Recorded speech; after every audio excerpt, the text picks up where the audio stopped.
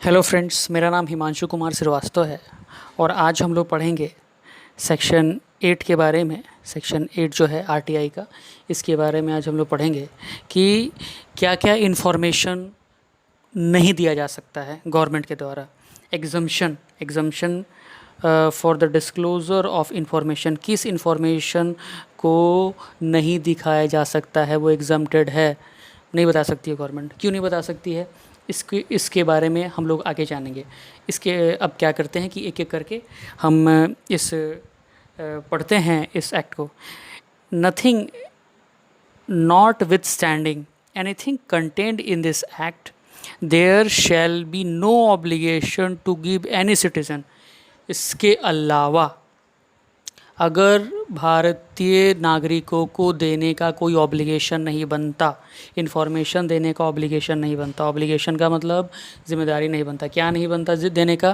पहला है इन्फॉर्मेशन, ऐसी सूचना, डिस्क्लोजर ऑफ विच, जिसके डिस्क्लोजर से which would prejudicially affect the sovereignty, prejudicially affect the sovereignty, integrity of India। Prejudicially मतलब ऐसे इन्फॉर्मेशन को नहीं डिस्क्लोज़ किया जा सकता है जो कि भारत के पक्ष में ना हो, पक्षपात में ना हो, भारत के पक्ष में ना हो। उसको इन्फॉर्मेशन को डिस्क्लोज़ करने से शायद हो सकता है कि भारत की सॉवरेनिटी पे, इंटीग्रिटी पे, अखंडता पे, इसकी सॉवरेनिटी पे, या फिर इसकी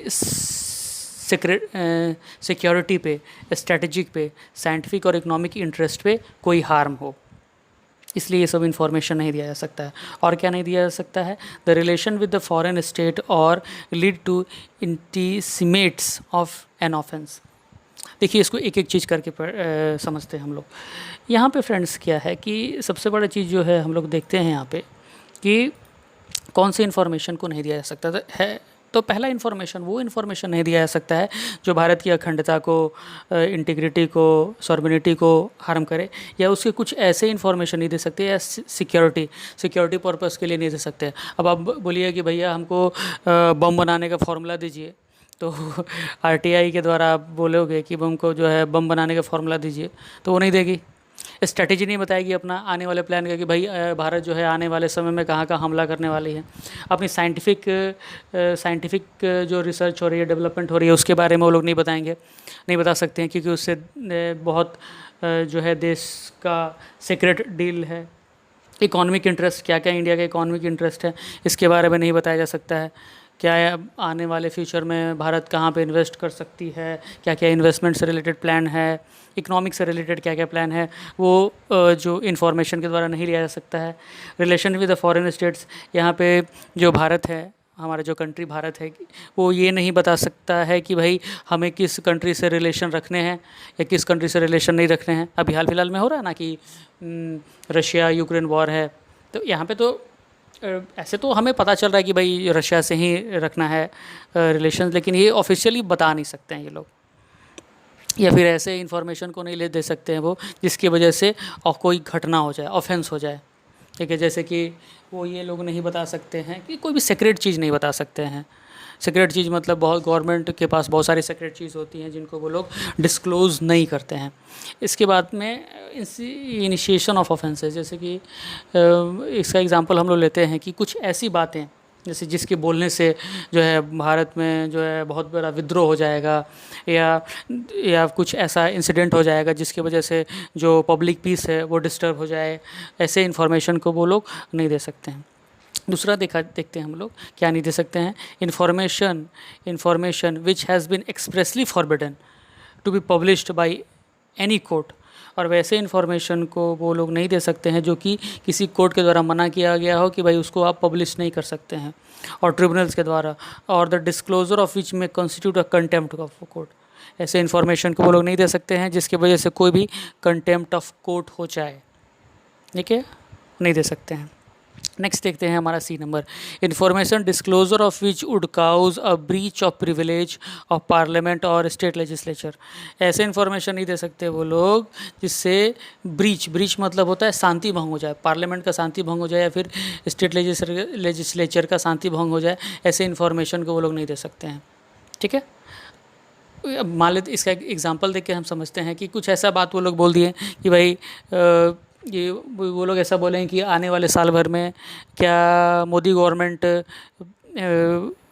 गवर्नमेंट चुनाव होने देगी या नहीं होने देगी। तो भाई अभी अरे अगर इसमें लिख के दे दिया गया किसी को कि नहीं उसमें चुनाव जो है वो नहीं होगा, तो क्या होगा कि भैया ब्रीच हो जाएगा, पूरी तरीके से शांति भंग हो जाएगी। ये तो गवर्नमेंट के हाथ में होता है चुनाव करवाना या नहीं करवाना। ऐसे लोग बोलते हैं ये इलेक्शन कमीशन के हाथ में होता है, लेकिन ये क्या करेगी कि गवर्नमेंट क्या करेगी कि भाई वॉर छेड़ देगी किसी दूसरी कंट्री से वॉर छेड़ देगी और बोलेगी भाई इस कंडीशन में इलेक्शन नहीं हो सकता है, तो इलेक्शन को पोस्टपोन कर दिया जाए 1 साल के लिए। तो ये हो सकता है। तो इसका भी इन्फॉर्मेशन वो लोग नहीं देंगे कि भाई किस देश से लड़ाई करने वाले हैं हम लोग और किस देश से लड़ाई नहीं करने वाले हैं। इसका भी इन्फॉर्मेशन जो है गवर्नमेंट नहीं देगी। दूसरा है information including the commercial confidence, trade secrets और intellectual property the disclose of which harm the competitive position of the third party. किसी भी थर्ड पार्टी का, किसी भी दूसरे पर्सन का जो है उसका trade secrets, confidential, commercial confidence, intellectual property, ऐसा कोई भी थर्ड पार्टी का वो लोग इन्फॉर्मेशन नहीं दे सकते जब तक कि unless the contempt authority satisfy, जब तक कि वो जो दे रही है सेटिस्फाइड कर जाए कि the large public interest warrants the disclosure of such information. जब तक कि वो जो कंसर्न अथॉरिटी है वो सेटिस्फाई नहीं कर जाए कि भाई इस इन्फॉर्मेशन को अगर हम लोग दे रहे हैं तो इससे एक छोटे पब्लिक एक आदमी का नुकसान होगा, या अगर इस इन्फॉर्मेशन को नहीं दे रहे हैं तो लार्ज अमाउंट ऑफ पब्लिक का नुकसान नहीं होगा। तब जा कर के इस इन्फॉर्मेशन को वो लोग पहले डिसाइड करेंगे कि भाई देने से नुकसान होगा कि नहीं, अगर दे देते हैं तो कितनों का नुकसान होगा, नहीं देते हैं तो कितनों का नुकसान नहीं होगा। तो इन सारे पॉइंट्स पे, बहुत सारे पॉइंट्स पे सोच समझ करके वो लोग क्या करते हैं इन्फॉर्मेशन को डिस्क्लोज देंगे या फिर नहीं देंगे किसी भी थर्ड पार्टी का यानी कि किसी दूसरे का। दूसरा इन्फॉर्मेशन, नेक्स्ट है हमारा information available to a person in his fiduciary relationship unless the contempt authority is satisfied that the large public interest warrants the disclosure of such information। यहाँ पे एक बात बताते हैं फिड्यूशरी रिलेशनशिप कहने का मतलब क्या है। फिड्यूशरी रिलेशनशिप कहने का मतलब क्या है कि भाई अगर हम किसी बैंक से मांगे कि भाई हमें बताइए कि बहुत बड़े बड़े लोगों का नाम लेकर के बोलें कि भाई इनका आपके पास कितना पैसा जमा है, कितना पैसा आपके पास जमा है, तो ये इन्फॉर्मेशन बोले कि भाई नहीं ये इन्फॉर्मेशन को हम आपको नहीं दे सकते हैं। क्यों नहीं दे सकते हैं? क्योंकि ये फिड्यूशरी रिलेशनशिप में अंदर में आता है, ठीक है। इसलिए ये लोग देने से मना कर देंगे। अब मान लीजिए लार्ज पब्लिक इंटरेस्ट के लिए है तो इस पे जो है कंटेम्प्ट अथॉरिटी डिसाइड करेगी कि भाई देना चाहिए नहीं देना चाहिए। आगे देखते हैं information received in confidence from foreign government. अगर कोई फॉरेन गवर्नमेंट से हम ले रहे हैं इन्फॉर्मेशन पूरी तरीके से कॉन्फिडेंशियल है, अब बोले आरटीआई मांग करके हम बोले कि वो जो इन्फॉर्मेशन आपने इंग्लैंड से लिया था वो हमको भी दीजिए, तो लोग मना कर देंगे, नहीं दे सकते हैं। Information the disclose of which would endanger the life और physical safety of any person और identity of source of information और assistance given in confidence for law enforcement और सिक्योरिटी पर्पस। ठीक है, अब मान लेते हैं कि इंडिया ने जो है उड़ी पाकिस्तान के ऊपर हमला किया, ठीक है ना, पाकिस्तान के ऊपर हमला किया, वो उड़ी में जा कर के हमारे जवान गए और मार करके चले आए, सबको धूल चटा दिया। तो यहाँ पे अब भारत के लोग कोई लोग चाहेंगे कि भाई हमें काम कीजिए, हमें एक नाम बताइए कौन कौन जवान वहाँ पे गए थे, तो भारत सरकार बोलेगी कि भैया इधर आओ और भागो यहाँ से, निकल जाओ यहाँ से और भगा देगी वहाँ से। ये कॉन्फिडेंशियल इन्फॉर्मेशन, ये तो सारी मजाक की बातें थी। मैं बता रहा हूँ कि लॉ इन्फोर्समेंट एजेंसी जो है इनको भाई मना कर दी कि नहीं ये इन्फॉर्मेशन हम आपको डिस्क्लोज़ नहीं कर सकते हैं, क्योंकि भाई इसको डिस्क्लोज़ करने से उनकी लाइफ जो है इन डेंजर हो सकती है, उनकी सेफ्टी पे अफेक्ट पड़ सकता है, इसीलिए हम इन्फॉर्मेशन आपको नहीं दे सकते हैं। ये रीज़न दे करके, ये वाले रीज़न दे करके वो लोग आपको छोड़ देंगे, मतलब ही नहीं देंगे इन्फॉर्मेशन। नेक्स्ट देखते हैं H number, information which would impede the process of investigation or apprehension और prosecution of offender। अगर मान लेते हैं कोई इन्वेस्टिगेशन चल रहा है, देखिए एक बात बताता हूँ मैं आप लोगों को कि आप लोग लॉ स्टूडेंट हैं, अगर आप कोर्ट में प्रैक्टिस करेंगे तो हर एक जो केस होता है, जो कि GR केस होता है, जो कि पुलिस के द्वारा रजिस्टर केस होता है, तो वो पुलिस क्या करती है कि एक डायरी बनाती है।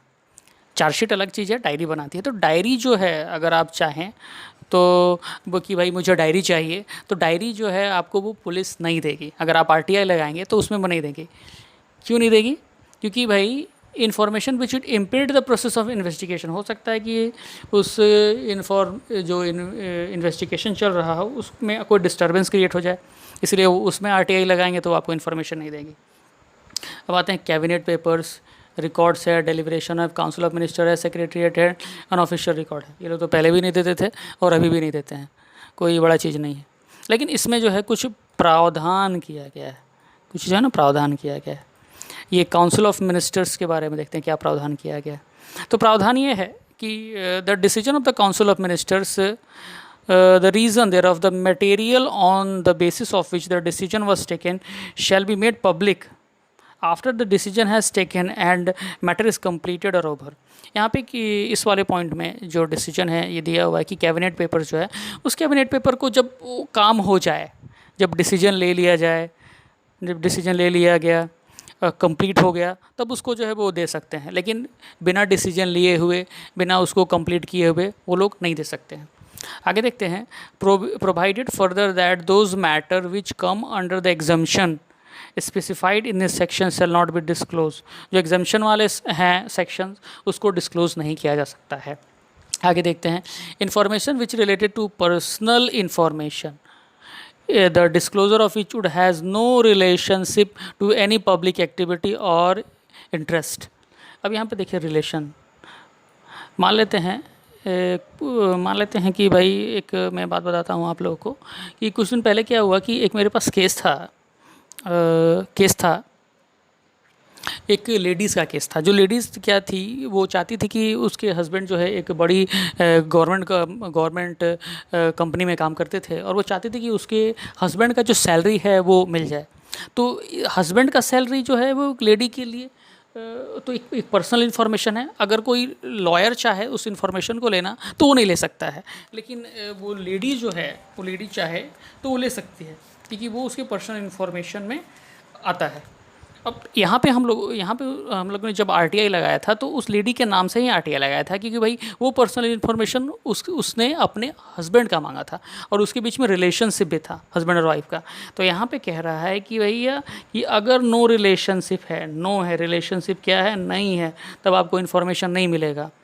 which would cause unwarranted invasion of the privacy of the individual unless the central public information officer or the state public information officer appellant authority as the case may be satisfied that the large public interest justified the disclosure of such information। यहाँ पे ये जो officers हैं ये लोग आपको तो ऐसे तो जाए हुए तो ऐसे तो नहीं देंगे, नो रिलेशनशिप के बेसिस पे जो है उसको उड़ा देंगे, भले नहीं भाई आपका इससे कोई रिलेशनशिप ही नहीं है तो हम आपको नहीं देंगे। लेकिन यहाँ पे अगर उसका इंटरेस्ट, अगर उस वो जो पर्टिकुलर इन्फॉर्मेशन है अगर लार्ज पब्लिक इंटरेस्ट को अफेक्ट कर रहा है, तब तो भाई वो ये जो ऑफिसर हैं स्टेट पब्लिक इंफॉर्मेशन ऑफिसर या फिर सेंट्रल के इंफॉर्मेशन ऑफिसर, ये लोग डिसीजन लेंगे और डिसीजन लेके तब आपको देंगे। समझ में आया फ्रेंड्स? आगे देखते हैं, provided that the information which can't be denied on the Parliament और state legislature shall not be denied to any person. अब इंफॉर्मेशन हमें मिल सकता है, अगर पार्लियामेंट उसको डिनाइड नहीं करे देने के लिए तो मिल सकता है, स्टेट लेजिस्लेचर डिनाई नहीं करे देने के लिए तो इन्फॉर्मेशन हमें मिल सकता है। उसके अलावा क्या नहीं मिल सकता है, ऑफिशियल सीक्रेट एक्ट के अंदर में जो चीज़ें आती हैं वो नहीं मिल सकता है जब तक कि वो परमिशेबल ना हो तब तक की। Subjected to the provision of clause A, C, I and subsection L of any information related to any occurrence, event, matter which has been placed, occurred or happened 20 years before the date of which the request is made, section 6 shall be provided to any person making request under section। ये क्या कहता है, थोड़ा देखने वाली section है, इसमें थोड़ा मैं भी कंफ्यूज हुआ था तो आप लोग को अच्छे से धीरे धीरे समझाता हूँ मैं। Subjected to the provision of clause A, C, I, subsection 1, any information related to such any occurrence or event or matter which has taken place or occurred or happened 20 years before the date on which the request is made under section 6, मतलब कि 20 साल पहले अगर कोई event है अकर हुआ है, matter है अकर हुआ है, हैपन हुआ है 20 साल पहले, 20 years before, 20 साल पहले, द डेट ऑन विच, उस डेट पे any request is made under section 6 shall be provided to any person making a request under the section. 20 साल पहले अगर कोई हुआ है तो वो आपको मिल सकता है। Provided that where any question arises as to the date from which the said period of 20 years has been computed, the decision of the central government shall be final, subjected to the usual appeal provided for in this act. अब जो 20 साल का period है इसको कौन decide करेगा? इसको decide करेगी सेंट्रल गवर्नमेंट। 20 साल का पीरियड जो है हम लोग कब से मानेंगे?